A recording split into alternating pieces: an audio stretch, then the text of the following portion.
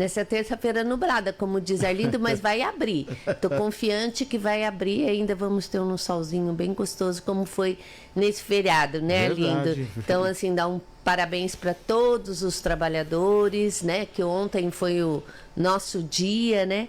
Um dia de descanso, né? Para a maioria das pessoas, né? Então, fico parabéns para todos pela data aí, que na verdade somos todos trabalhadores, né?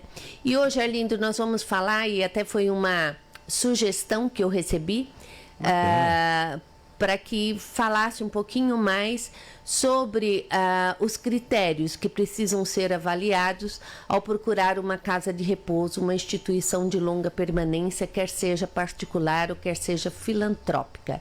Então, hoje nós vamos falar sobre isso.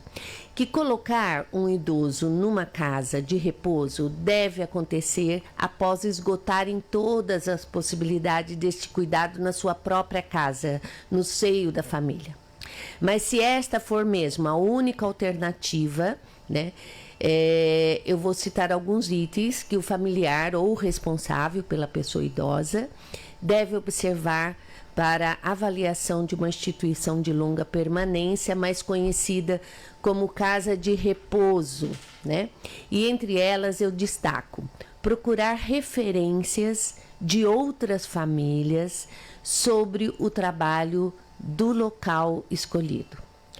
Um outro item importante é perguntar aos responsáveis pelo estabelecimento sobre os profissionais que trabalham ali, sabendo de suas qualificações, e um item super importante, qual a relação do número de funcionário versus o número de idosos que o local atende, porque existe uma legislação e esse número tem que ser proporcional.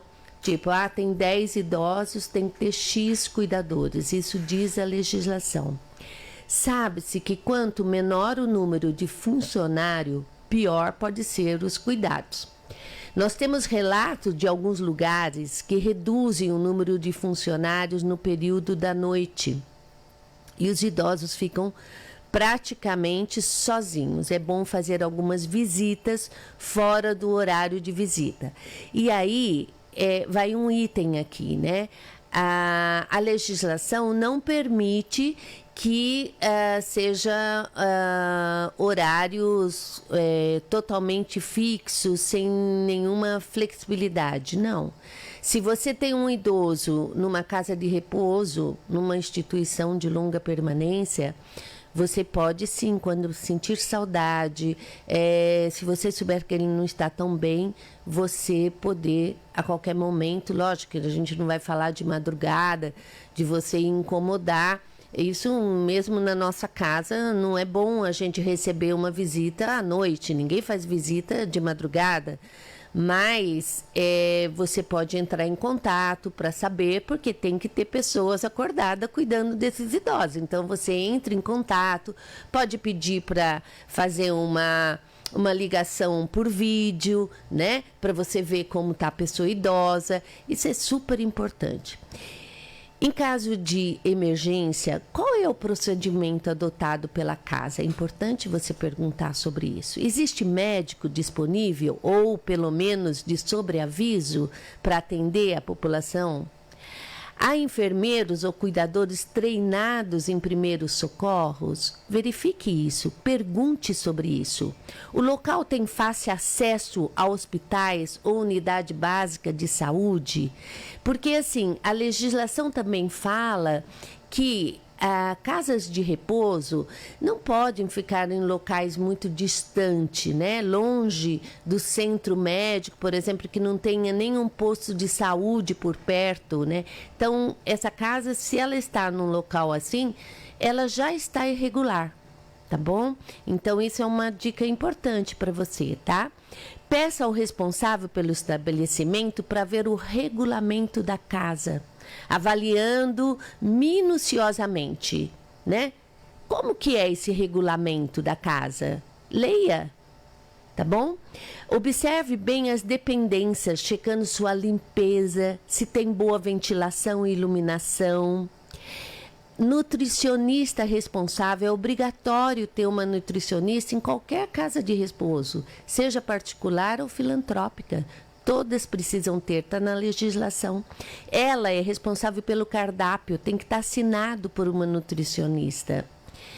Um outro detalhe também, verifica quantas refeições são oferecidas por dia. O normal são 6 refeições. Observe se é um local agradável e com bom espaço físico para caminhar, para o lazer e o banho de sol. Verifique também se o local possui dispositivos de segurança, tais como corrimão nas escadas, piso emborrachado, boa iluminação, barras laterais nos banheiros e corredores e campainha de emergência próximo às camas. Isso é obrigatório, isso não é luxo, tem que ter. O trabalho desse estabelecimento é enriquecido com profissionais da área de psicologia, enfermagem, nutrição, terapia ocupacional, fisioterapia, o educador físico, muito importante. Como que o idoso não vai ficar sedentário se não tem um educador físico? Fonoaudiólogo, é muito comum que a pessoa idosa já tenha alguns problemas de fala. Então, nesses locais precisa ter. Lógico que isso não é obrigatório ter, por exemplo, uma fonoaudióloga, mas principalmente se você está escolhendo uma casa particular, verifique qual é a equipe que eles têm de profissionais, tá bom? Qual o critério de horário para visita, como eu falei já anteriormente, e de comunicação com os familiares? O ideal é que a instituição seja perto da casa de um dos filhos ou de parentes. Se puder ser dessa forma, é ótimo, facilita para todos, inclusive para que a pessoa idosa tenha mais visitas, né? Lembrando que é obrigatório celebrar contrato por escrito de prestação de serviço com o idoso, especificando o tipo de atendimento, as obrigações da entidade ou da casa de repouso, né, que às vezes não é uma entidade, né, e respectivos valores que serão cobrados. Outro detalhe importante, ninguém pode obrigar o idoso a ir para uma casa de repouso. Ele deverá estar de acordo, exceto se ele for interditado. É o que a gente chama quando ele tem curatela. Nesse caso, o responsável pode decidir por ele. Só nesse caso. Caso contrário, se o idoso é lúcido, ele é quem tem que assinar esse contrato de prestação de serviço. E nesse contrato de prestação de serviço, além do valor a ser pago, o que está incluído, tem que ter todos os detalhes. Leia com atenção antes de ir assinando. Exija realmente que a casa apresente esse contrato, porque isso é obrigatório, tanto nas filantrópicas quanto nas particulares. Tem que ter. De repente você pode dizer, mas na particular eu não vou pagar, que é filantrópico, é pago pelo governo. Sim, mesmo assim, tem que ter o contrato de prestação de serviço com a pessoa idosa ou com o responsável por ela. A parceria que tem, no caso das filantrópicas, com o governo, com a prefeitura, no caso, com o Estado e governo federal, isso é outra história. Isso não nos compete, né? Porque se você tem direito a uma casa de repouso filantrópica, é porque você é de baixa renda, né? Então, independente do contrato que ele tem com a prefeitura, a casa tem que estar legalizada, tem que ter inscrição no Conselho Municipal da Pessoa Idosa, porque é o Conselho Municipal, junto com a Vigilância Sanitária e o Ministério Público, quem faz a fiscalização dessas casas. A população precisa ajudar denunciando serviços irregulares, pois os abusos continuam acontecendo e, se não fiscalizarmos, isso tende a crescer muito devido ao aumento do envelhecimento da população no nosso país e, obviamente, consequentemente, no nosso município. As denúncias de maus tratos à pessoa idosa ou de casas clandestinas devem ser feitas através do Disque 100, que é um número bem facinho do ouvinte anotar, pode ser feito na Vigilância Sanitária do município, no Ministério Público e também no Conselho Municipal da Pessoa Idosa do seu município, tá? Em Mogi das Cruzes, o telefone do Conselho Municipal da Pessoa Idosa é o 4798-4716. De repente, você vai ficar em dúvida de algumas coisas que eu citei aqui. Por exemplo, mas como que eu sei quantos funcionários tem que ter na casa? Então, você pode sim ler, está na internet, em qualquer lugar, você encontra a RDC 283 ou a 502, que é uma legislação mais atual, mas de repente você pode ser que encontra 283, ela é praticamente a mesma que a 502, não mudou muito. E por ali já dá para você calcular mais ou menos quantos idosos tem nessa casa que está o seu familiar versus o que é obrigatório. E se você tiver dúvida, você pode ligar para o Conselho Municipal da Pessoa Idosa e pedir que faça uma visita na casa, porque você tem dúvida. Juraci, você falou em 6 refeições por dia, mas eles fazem só almoço e jantar e um cafezinho da tarde. Denuncie, nós iremos até lá e vamos verificar realmente como está funcionando, inclusive a gente olha a despensa, se tem alimento suficiente, enfim. Então, assim, o familiar só não vai ser bem cuidado se você não quiser, se você não se preocupar com ele, né? Então, assim, a gente entende que por vezes fica difícil, principalmente quando a pessoa idosa perde toda a sua autonomia, por o familiar, de repente, cuidar em casa. É o ideal, realmente, que ele continue na sua própria residência, mas a gente sabe que isso vai demandar de vários cuidadores de pessoa idosa, com vários turnos, e isso acaba encarecendo muito. E, por vezes, uma casa de repouso acaba ficando mais barato.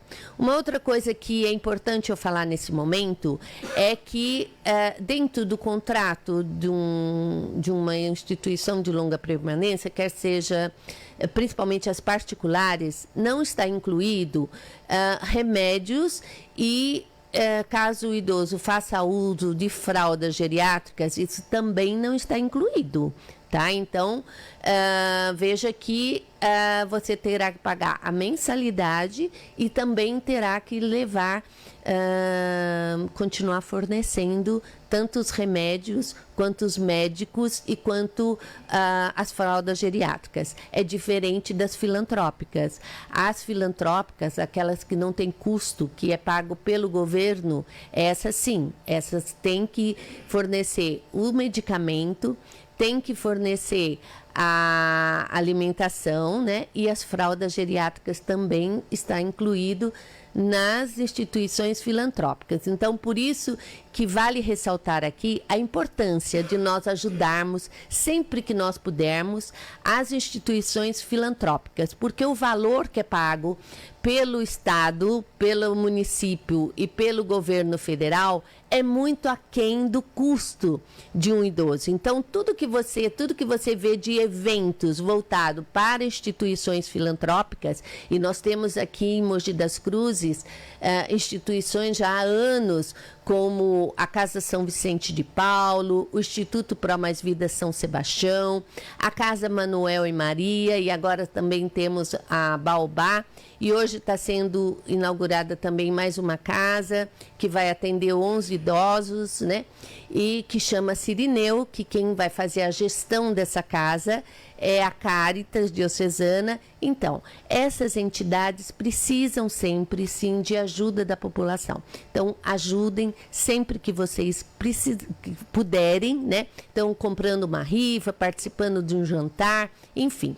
Mas o mais importante de hoje, além dessa dica da ajuda que a sociedade civil pode dar para essas entidades poder continuar cuidando da pessoa idosa que sem renda ou de baixa renda, é que você fiscalize e nos ajude a fiscalizar as casas de repouso, quer seja particulares ou filantrópicas. E não deixe de denunciar quando você souber que existe uma casa de repouso perto da sua residência, sem placa, sem nada, é sinal que essa casa é clandestina. Denuncie, não seja conivente com a violência contra a pessoa idosa. Não é por acaso que ela é clandestina. Por que que ela não vai se regularizar, né? Então, ajude-nos a proteger a pessoa idosa. Tá certo, Arlindo? Certíssimo. Eu queria pegar carona nos dizeres da senhora. Primeiro reforçar aqui, eu recebi também agora pela Celeste, que é secretária de Assistência Social, o convite para prestigiar aí a entrega dessa instituição de longa permanência, né? Esse evento acontece hoje, terça-feira, dia 2 de maio, às 17 horas, e o local é Rua Aristeu Ribeiro de Resende, número 333, no bairro da Vila Oliveira. É um evento aberto a toda a população. Aqueles que quiserem prestigiar, é só se dirigir ao local.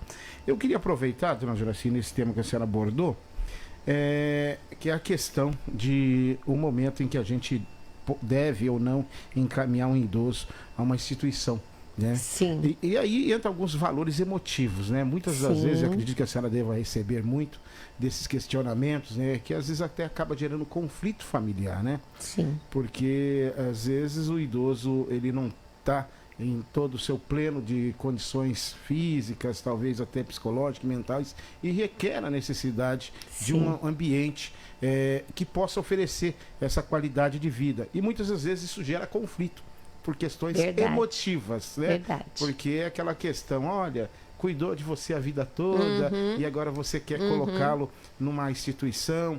E a senhora também citou a questão da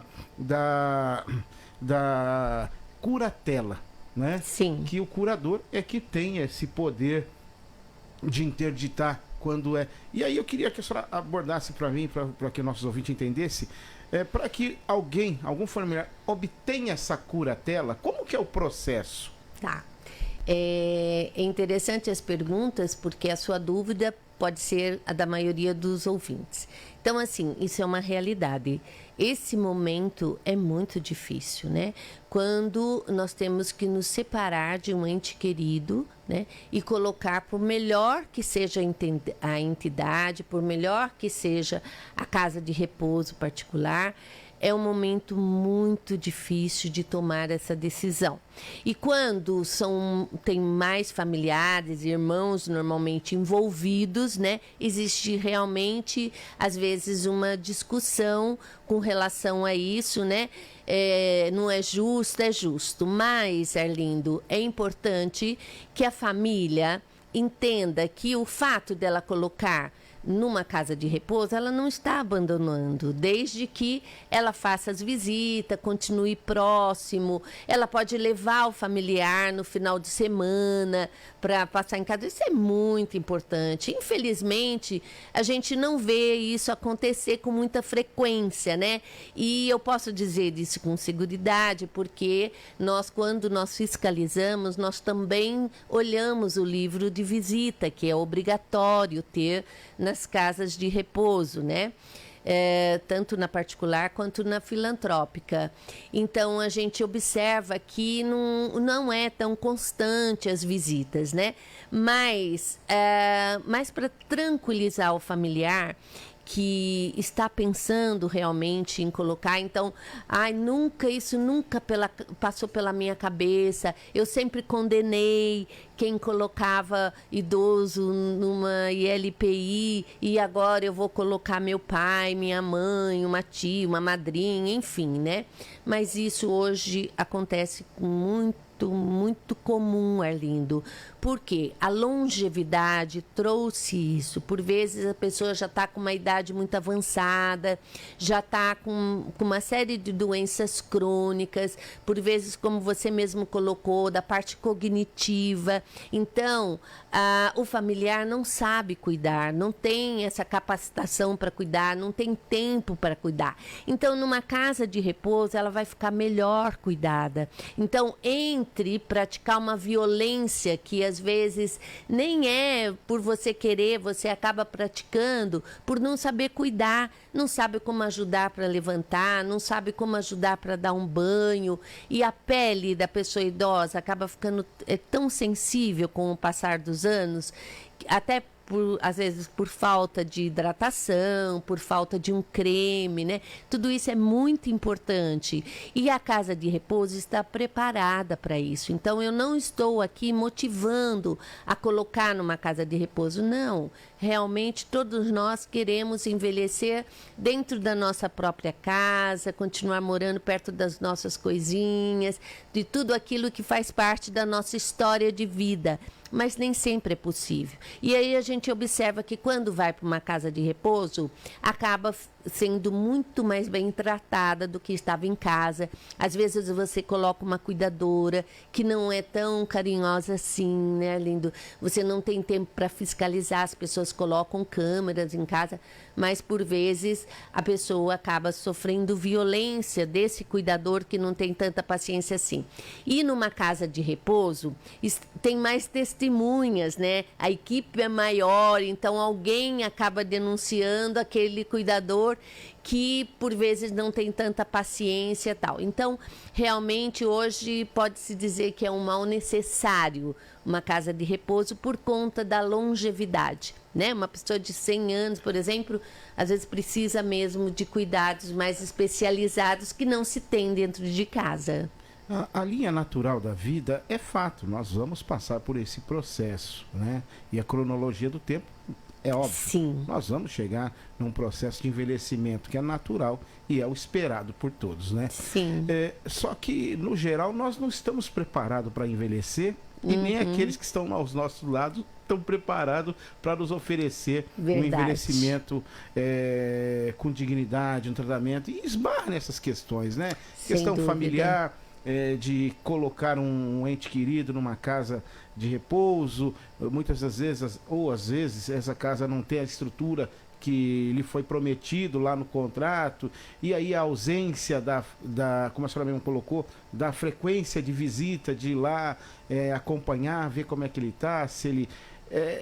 É muito triste isso, e somente políticas públicas, né, como a que a senhora defende, e muito bem, que faz com que a gente tenha esse serviço à nossa altura, né? Não sei se Mogi está caminhando, hoje nós temos a inauguração, a entrega, né, dessa instituição de permanência, não sei a capacidade que essa instituição tem. 11 idosos. 11 idosos, né? 11 idosos. Nós temos uma lista com 38, vamos colocar 11 nessa casa, ainda vamos ficar com uma lista aí de 27 agora. De 27 idosos, né? Mas essa é uma lista que a gente fala, Arlindo, que não podemos dizer que ela é verdadeira, né? Porque, assim, esses são aqueles que conseguem ter acesso, né, às políticas públicas, né? E consegue fazer um acesso. Porque, infelizmente, eu tenho recebido também denúncias dentro do Conselho que as pessoas vão no Centro de Referência de Assistência Social, nos CRAS, e nem sempre conseguem que o seu nome seja inserido nessa lista, né? Então, é uma coisa que tem nos preocupado muito, Arlindo, né? Mas esse assunto para a gente falar numa outra oportunidade, né? Mas nós temos que ficar sempre muito atento, e a população tem que saber que se ela é baixa renda, se ela não tem como cuidar dessa pessoa idosa, ela tem direito, sim, de ter essa entrevista nos CRAS, e o nome da pessoa idosa ser inserida na lista, tá? Quando se fala em baixa renda, a gente está falando em perspectiva de salário de quê? Um salário mínimo? Não, a gente fala em perspectiva de abaixo de 2 salários mínimos, tá? Hoje a assistência social já está falando em 3 salários mínimos, né? Pela experiência que a senhora tem, a senhora acredita que uma pessoa que, mesmo que tenha esse poder econômico de 3 salários mínimos, ela teria condições de oferecer uma qualidade de vida para um ente querido, os seus cuidados em casa, os custos com fralda geriátrica? Não. A senhora citou aí a questão do cuidado da pele com hidratante. Sim, eu me lembro muito sim. bem, meu irmão era diabético, passava um óleo até Dersane para manter a pele hidratada, que é caríssimo. Caríssimo. A própria fralda geriátrica Sim. e outras habilidades que Sim. a gente às vezes cuidando em casa não temos, como a senhora colocou muito bem, que é o trato com o ente querido, a postura para poder tocar a fralda dele, levar ele na cadeira de banho para fazer a higienização dele. Sim. Esse valor muitas pessoas, mesmo dispondo desse valor, ela não consegue. Não consegue. E aí, Arlindo, você tem toda a razão. Eu tenho uma frase que eu uso muito: a velhice é cara. Temos que nos preparar, temos que pensar aí numa previdência privada, temos que pensar em ganho aí, eu sei que 3 salários mínimos não é nenhuma fortuna, hoje está em torno aí de R$3.600, né? Não, o custo de um idoso numa casa de repouso, seja filantrópica ou particular, é acima de R$5.000. É alto, Arlindo. Então, a velhice é cara. É muito difícil. Então, assim, o que nós podemos fazer? Eu ainda tenho que te dar a resposta aí da curatela, não posso esquecer. Mas o que nós temos que fazer? Nos cuidar. Nós temos que ter uma responsabilidade muito grande com o nosso envelhecimento, porque o fato de envelhecermos não quer dizer que nós vamos precisar de uma casa de repouso. Não, eu conheço pessoas, graças a Deus, e é isso que não me deixa desanimar e permite que a gente sonhe também com um envelhecimento saudável, com qualidade de vida. Mas para isso nós temos que nos cuidar. A gente tem falado disso aqui, vamos falar outras vezes mais.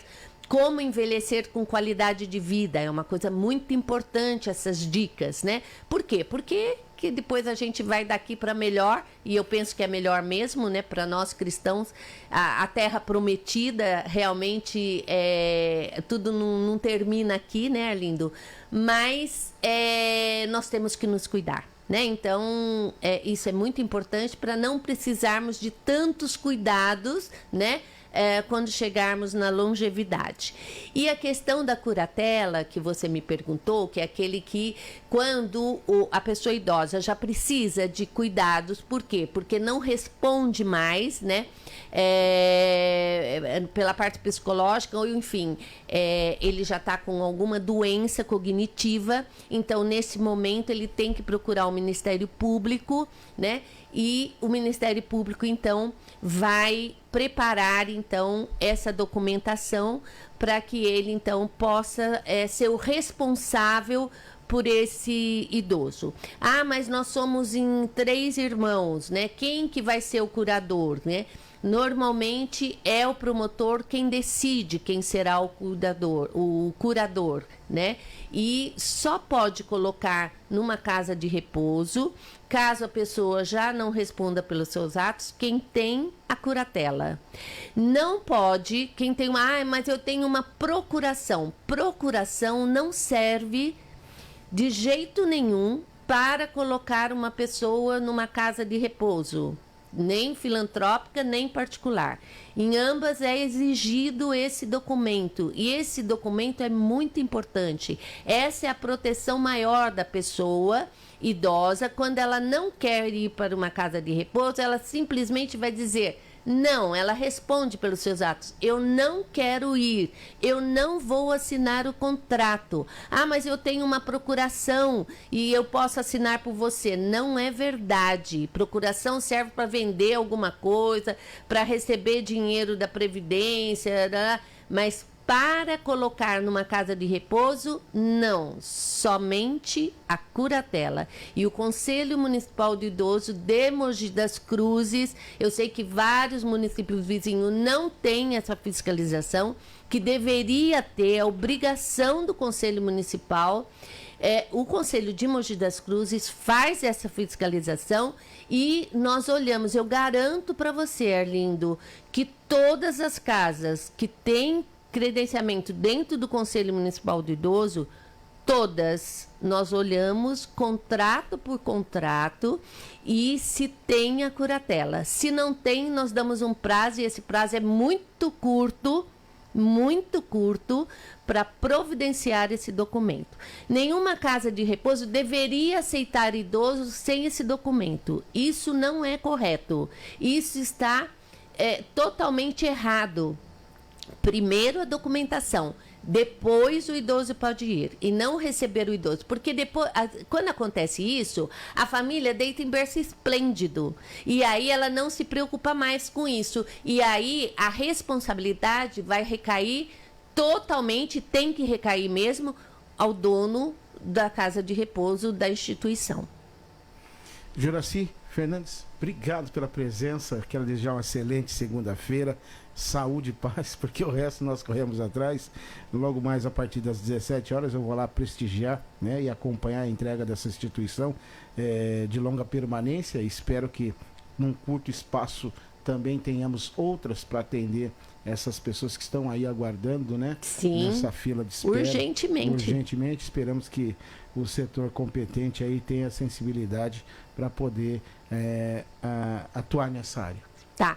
Arlindo, eu não vou poder estar presente, porque eu trabalho no período da tarde, né? Eu estou na universidade, portanto, o horário não coincide. Mas, de qualquer forma, o Conselho Municipal do Idoso já conhece a casa, né? Nós já fizemos uma primeira visita, logo que começou todo o trâmite desse endereço, junto com a Vigilância Sanitária. Mas nós iremos sim, inclusive logo após a inauguração, para fazer a fiscalização que nós temos que fazer, né? Porque é uma casa que ainda está em trâmite de processo, né? A Caritas não tem uma inscrição ainda dentro do Conselho Municipal da Pessoa Idosa, mas eles já entraram com o processo, mas nós precisamos que a casa esteja em funcionamento para poder fiscalizar, ver se está tudo em ordem realmente, para daí nós podemos, então, liberar essa casa com a inscrição do Conselho Municipal de Idoso. E isso, obviamente, a gente não faz num dia de inauguração. Então, inauguração é mais para população que quer conhecer, que tem essa curiosidade, alguma coisa assim. Mas o Conselho Municipal da Pessoa Idosa estará, sim, num outro momento, muito, muito em breve, mas para poder fiscalizar, verificar se os idosos que estão lá são os que estão nessa lista, que estavam esperando há muito tempo, se não passou ninguém na frente, se passou, a gente denuncia isso sempre no Ministério Público, lógico, né? Porque você imagina que todos estão ansiosos, essa fila é fila de anos, né? Então, há muito tempo que não abre vaga, né? Não é muito, era para ser 12 vagas, mas a casa não comporta 12 idosos, né? Apesar de ser uma casa grande e tal, mas ela não comporta, né? Tem dentro das determinações da legislação, então serão 11 idosos que irão para lá e a gente vai só verificar se os que estão indo é o que está na lista, né? Que o Conselho Municipal também fiscaliza em proteção à pessoa idosa do nosso município. A todos uma ótima terça-feira, até a próxima, se Deus quiser.